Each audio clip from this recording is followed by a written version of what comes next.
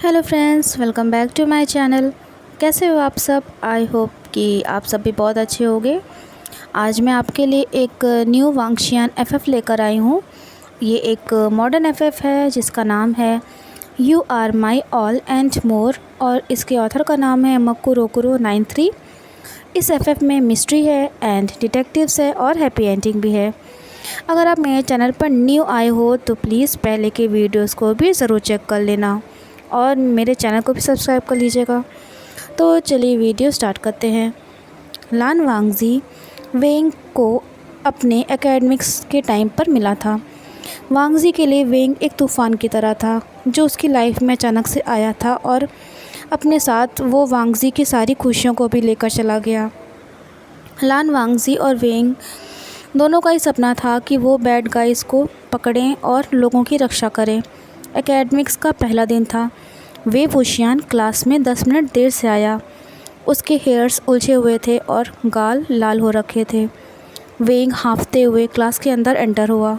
उसने अपने कोच को बताया कि उसकी घड़ी ख़राब हो गई थी जिसकी वजह से उसे अलार्म नहीं सुनाई दिया। लान वांगजी एक सख्त माहौल में पला बढ़ा था। उसके अंकल लैन पुलिस में थे। लान वांगजी के लिए कोई भी एक्सक्यूज़ एक एक्सक्यूज़ ही थी जिसकी वजह से लोग गलत काम करते थे। वांगजी के ने खुद को ऐसे ट्रेंड किया था कि वो किसी को भी अपने इमोशंस जल्दी नहीं दिखाता था। लान वांगजी को सिर्फ उसका भाई ही समझ सकता था। वे वुशियान लान वांगजी के बिल्कुल अपोजिट था। वे वुशियान में वो सारी क्वालिटीज़ थीं जिनसे लान वांगजी को हमेशा से दूर रहने के लिए कहा गया था। वेंग को हंसना, ज़्यादा बोलना, केयर फ्री रहना, ये सारी चीज़ें पसंद थीं। लान वांगजी वेंग को हेट नहीं करता था, लेकिन वांगजी मोस्ट ऑफ़ द टाइम दिल की जगह दिमाग से फ़ैसले करता था, इसलिए वो वेंग से दूरी बना कर रखता था। कॉलेज में ज़्यादातर लोग वांगजी से ज़्यादा बात नहीं करते थे उसके कोल्ड बिहेवियर की वजह से। वांगजी भी ज़्यादा किसी से नहीं बोलता था। वांगजी और वेंग कभी बात नहीं करते थे एक दूसरे से, लेकिन ये सब तब ख़त्म हुआ जब एक दिन उनकी कोच ने लान वांगजी और वेंग को स्टडी पर साथ में काम करने के लिए कहा। वेंग हंसते हुए लैनज़ैन से कहता है, ओ लैनज़ैन, अब हम साथ में काम करेंगे। ये कहकर वो लैनज़ैन के बगल में बैठ जाता है जैसे कि वो दोनों काफ़ी अच्छे दोस्त हों। लान वांगजी ये देखते ही वेंग से कहता है कि थोड़ा दूर होकर बैठो। वेंग ने लान वांगजी को उसका बर्थ नेम लेकर बुलाया था जिसे आज तक किसी ने भी नहीं बुलाया था उसके पेरेंट्स की डेथ के बाद। उसका बड़ा भाई भी उसे वांगजी और कभी कभी उसको टीज़ करने के लिए शाओदी कहकर बुलाता था। वेंग लान वांगजी से कहता है कि तुम कभी किसी से हंसते बोलते क्यों नहीं हो। लान वांगजी उसके इस क्वेश्चन का जवाब नहीं देता और केसेस की फ़ाइल जो दी गई थी उसे पढ़ने लगता है। लैनज़ैन को लग रहा था कि वो अकेले ही केस की फ़ाइल को पढ़ लेगा, लेकिन पेपर पढ़ने के बाद उसे पता चला कि उस केस में टीम वर्क चाहिए था। लैनज़ैन जब वेंग से कुछ कहने के लिए उसकी ओर मुड़ता है तो देखता है कि वेंग उसी की ओर देख रहा था। वेंग की आंखें लैनज़ैन को देखकर शाइन कर रही थी। लैनज़ैन वेंग को ऐसे देखकर थोड़ा सा अनकंफर्टेबल हो जाता है। वेंग लैनज़ैन से कहता है कि लैनज़ैन, मुझे पता है तुम हैंडसम हो, लेकिन ये ग्लासेस पहनकर तो और ही ज़्यादा हैंडसम हो गए हो। वो अपनी आवाज़ धीरे करके और लैनज़ैन के थोड़ा सा नज़दीक जाके कहता है कि मैं शर्त लगाता हूँ लैनज़ैन कि सारी गर्ल्स तुम्हारे लिए लाइन लगा के खड़ी होती होंगी। वेंग अपनी बात कंटिन्यू करते हुए कहता है कि अगर मैं एक लड़की होता तो मैं तो ऐसा ज़रूर करता। वेंग की ये बात उसके क्लासमेट्स सुन लेते हैं और वो सब उन दोनों को टीज़ करने लगते हैं। लान वांगजी को ये सब बिल्कुल भी अच्छा नहीं लग रहा था। वो क्लास छोड़कर बाहर जाने लगता है, पर उसी पल वेंग उसको रोक देता है। वेंग वांगजी से कहता है कि मैं तो मजाक कर रहा था लैनज़ैन। वो अपने क्लासमेट्स को भी चुप रहने के लिए कहता है। वेंग कहता है कि गाइस प्लीज़ शांत हो जाओ, मुझे क्लास पास करनी है और अगर लैनज़ैन ने मेरी हेल्प नहीं की तो ये पॉसिबल नहीं हो पाएगा। वेंग ये सब कह के लैनज़ैन की तरफ मुड़ता है और अपने दोनों हाथों से वांगजी के शोल्डर्स को प्रेस करने लगता है। वो लैनज़ैन से कहता है कि please Lan Zhan, I am sorry, please मुझ पर गुस्सा मत हो। लैनज़ैन किसी तरह से वेंग की बात मान जाता है और वापस से सीट पर बैठ जाता है। वेंग लान वांगजी की ओर देखकर मुस्कुराता है, लेकिन वांगजी उसको इग्नोर कर देता है। पर उस पल में वांगजी के दिल की धड़कन बहुत तेज़ हो गई थी। वेंग लैनज़ैन से कहता है कि चलो ये केस फिनिश करते हैं, ओके लैनज़ैन। ये सुनकर वांगजी हाँ कर देता है। वे वुशियन भले ही थोड़ा शरारती था, लेकिन उसका दिमाग बहुत तेज़ था। वो किसी भी डिसएडवांटेज को एडवांटेज में बदल सकता था ताकि सही जजमेंट दिया जा सके। वेंग की ज़्यादातर थ्योरीज़ में कभी कभी काफ़ी रिस्क होता था, लेकिन लान वांगजी को अच्छी तरह से पता था कि आगे जाकर जब वो दोनों ऑफिसर्स बनेंगे तो वेंग की यही थ्योरीज़ और स्किल्स काफ़ी काम आएंगे। वांगजी को ये अच्छी तरह से रियलाइज़ हो गया था कि भले ही वो वेंग को पसंद करे या ना करे, वो और वेंग अच्छे पार्टनर्स ज़रूर थे। वो दोनों एक दूसरे की कमियों को पूरा करते थे। लेकिन ये सब लान वांगजी कभी भी एक्सेप्ट नहीं करना चाहता था। लैनज़ैन को लग रहा था कि असाइनमेंट ख़त्म होने के बाद वेंग उससे अलग हो जाएगा, क्योंकि वांगजी के पहले पार्टनर ने ऐसा ही किया था। लेकिन वेंग के केस में ऐसा बिल्कुल भी नहीं हुआ। वेंग ज़्यादातर क्लासेस में अक्सर लैनज़ैन के बगल में ही बैठता था। वो लोगों की भीड़ में भी लैनज़ैन का नाम लेने में कभी हेजिटेट नहीं करता था, भले ही वांगजी हर बार उसे इग्नोर ही क्यों न कर देता हो। वेंग ज़ोर से चिल्लाकर लैनज़ैन से कहता है, लैनज़ैन प्लीज़ लंच करो ना मेरे साथ चल के, या फिर लैनज़ैन चलो इस वीकेंड कहीं घूमने चलते हैं। लैनज़ैन का सैटरडे है तो क्यों ना ड्रिंक्स के लिए चला जाए। लेकिन हर बार लैनज़ैन का जवाब ना ही होता था। एक दिन वेंग काफ़ी उदास था और अपना गाल डेस्क के ऊपर रखे हुआ था। उसी जगह उसके बगल में बैठा लैनज़ैन बुक पढ़ रहा था। लान वांगजी वेंग को ऐसे देखकर भी इग्नोर ही करना चाहता था, पर जब भी वो बुक का पेज पलटता था तो वो वेंग की चिन से लड़ जाता था। लैनज़ैन इस सब की वजह से परेशान हो रहा था। आखिर अब उससे बर्दाश्त नहीं होता और वो वेंग से कहता है कि क्या हुआ। ये सुनते ही वेंग के चेहरे की सारी उदासी चली जाती है और उसके चेहरे पर प्यारी सी मुस्कुराहट आ जाती है। वो लैनज़ैन से कहता है कि लैनज़ैन, मैं तुम्हारे साथ ये वीकेंड स्पेंड करना चाहता हूँ। वेंग अपनी बात कंटिन्यू करते हुए कहता है कि मुझे पता है कि तुमको घूमना फिरना पसंद नहीं, ना ही तुम ड्रिंक्स के लिए बाहर जाना चाहते हो, इसलिए मैंने सोचा है कि तुम जो भी डिसीजन लोगे तुमको उसमें मैं फ़ॉलो करूँगा। ये सुनते ही लान वांगजी को हल्का सा गुस्सा आ जाता है। वेंग लैनज़ैन से कहता है, इट्स ओके लैनज़ैन, वैसे तुम वीकेंड्स पर करते क्या हो। वांगजी वेंग को आंसर देते हुए कहता है कि तुमसे क्या मतलब। वेंग वांगजी से कहता है कि प्लीज़ बताओ ना मुझे, मैं जानना चाहता हूँ। लान वांगजी अपनी बुक की तरफ देखते हुए कहता है, स्टडीज़। ये सुनकर वेंग थोड़ा सा शॉक्ड हो जाता है। लैनज़ैन के चीक्स शर्म के कारण गर्म हो गए थे। वो अपनी बुक्स को इकट्ठा करता है और खड़ा हो जाता है। वेंग ये देखते ही वांगजी का हाथ पकड़ लेता है और उससे कहता है कि प्लीज़ वांगजी मत जाओ ना। अच्छा ठीक है, हम साथ में पढ़ेंगे। लैनज़ैन को विश्वास नहीं हो रहा था कि वेंग ये सब कहेगा उससे। वांगजी वेंग से कहता है कि क्यों, तुम मेरे साथ क्यों पढ़ना चाहते हो। तो वेंग आंसर देते हुए कहता है, क्यों, हम साथ में क्यों नहीं पढ़ सकते। जब हम केस पर साथ में स्टडी कर रहे थे तब मुझे काफ़ी अच्छा लगा था तुम्हारे साथ, तो क्यों ना हम फिर से साथ में स्टडीज़ करें। लैनज़ैन को वेंग की बात पर यकीन नहीं हो रहा था, क्योंकि आज तक उसने कभी ऐसा नहीं बोला था।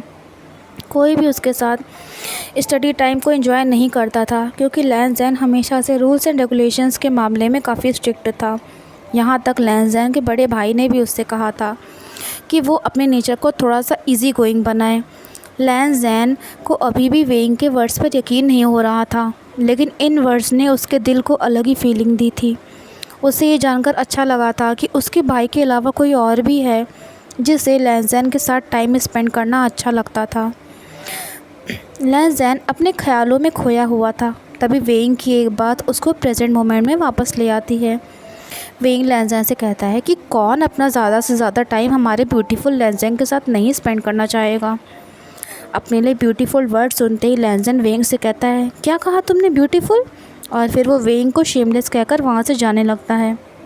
वेंग हंस रहा था, लेकिन लैनज़ैन ने उसकी बात को ना भी नहीं कहा था।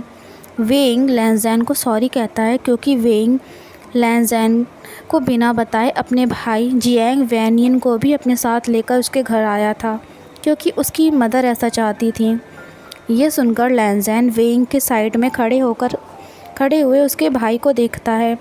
जियांग वैनियन वेइंग का सगा भाई नहीं था, लेकिन वो वेइंग और लैनज़ैन की ही एकेडमी में साथ जाता था, लेकिन वो दूसरी क्लास में था और उसके सब्जेक्ट्स भी अलग थे उन दोनों से।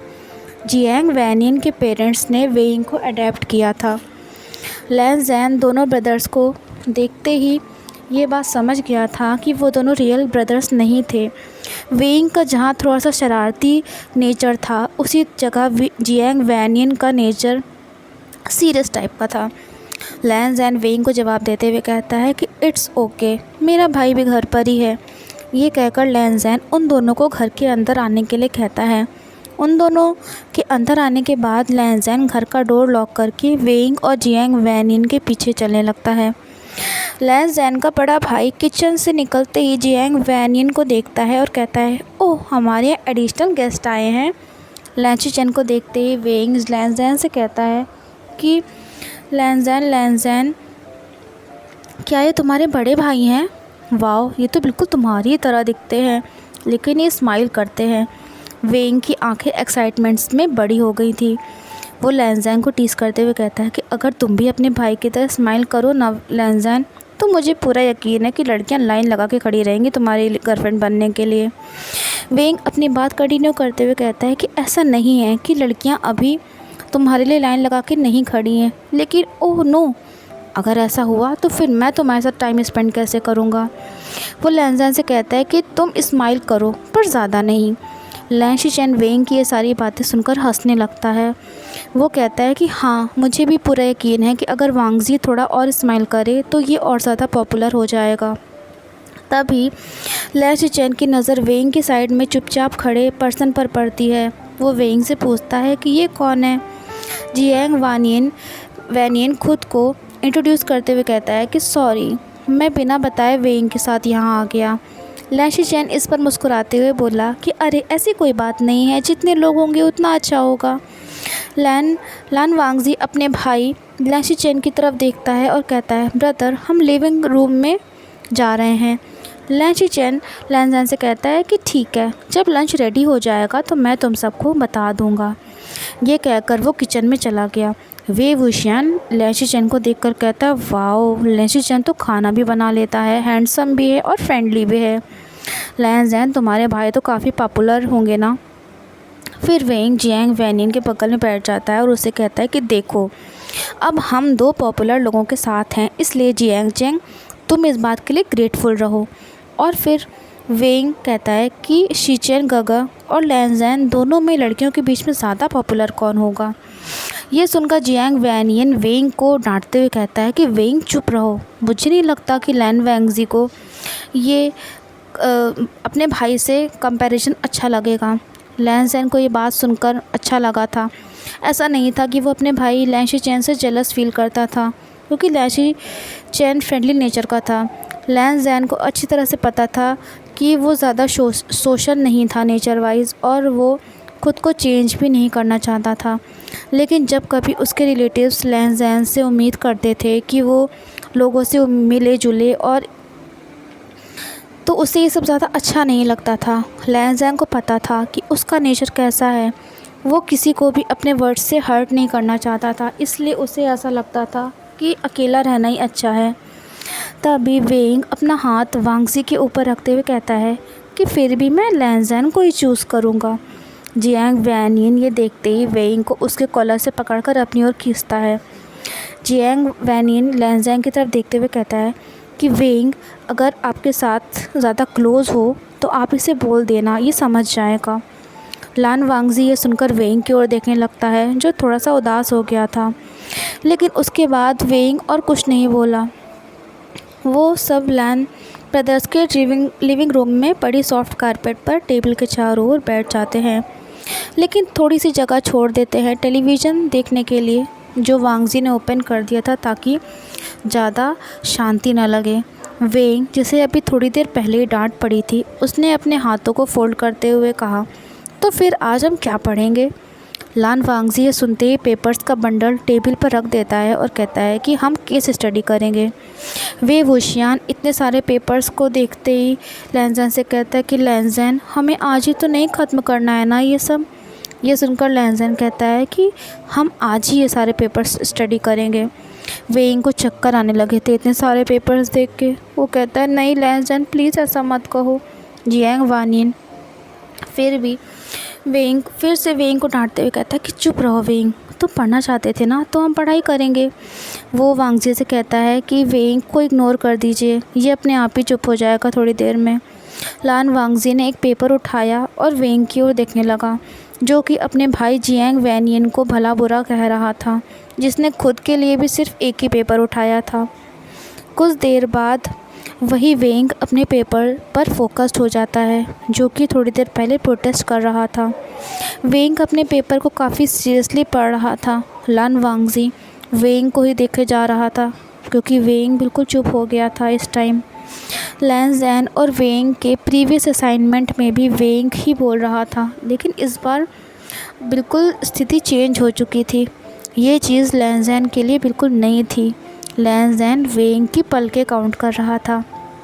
तभी वेंग लैन ज़ैन को टीज़ करते हुए कहता है कि लैनर गागा, आप तो व्यू को एंजॉय कर रहे हैं। ये सुनते ही लैन ज़ैन घबरा जाता है और अपने पेपर्स की ओर देखने लगता है और धीरे से कहता है, नॉनसेंस। वेंग ये देखकर मुस्कुराने लगता है, पर दोबारा कुछ नहीं बोलता। उसे पता था कि लैन ज़ैन घबरा गया था। तो फ्रेंड्स, कैसा लगा आपको आज का पार्ट, मुझे ज़रूर बताना।